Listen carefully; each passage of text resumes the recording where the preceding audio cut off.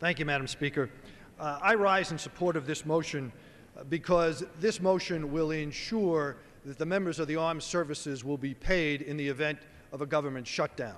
There is no group who deserves our support more than the members of the armed services. As a veteran myself, I recognize the implications of failing to pay those members of the armed services who have given their time, their energy, their blood, and in many cases their lives in support of our freedom, the freedom that allows us to be here today and to have this heated debate over the direction of our country.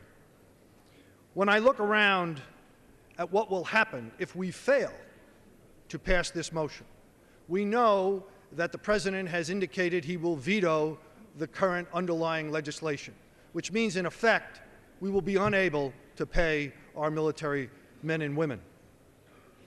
The economic consequences to the communities in which our military men and women reside, in my case, Fort Drum, as well as many active reserve units in my district, would be horrific.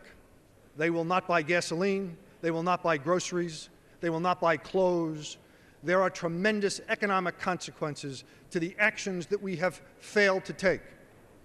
I have supported the continuing resolutions previously, which have saved $51 billion from the budget.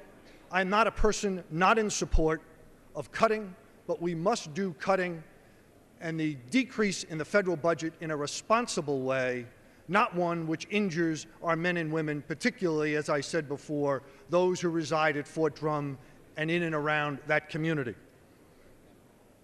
I think it's very important as we move forward with this discussion that we keep foremost in our minds the men and women in the military. I think we have not acted in large measure responsibly in this process. We need to move to a continuing resolution which is economically based, which will allow the recovery to continue, which will allow job growth to move forward, and not be focused on ideology or the slashing and burning of programs which are highly inappropriate. I reserve the balance of my time. The gentleman may not reserve his time. I yield back. The gentleman yields.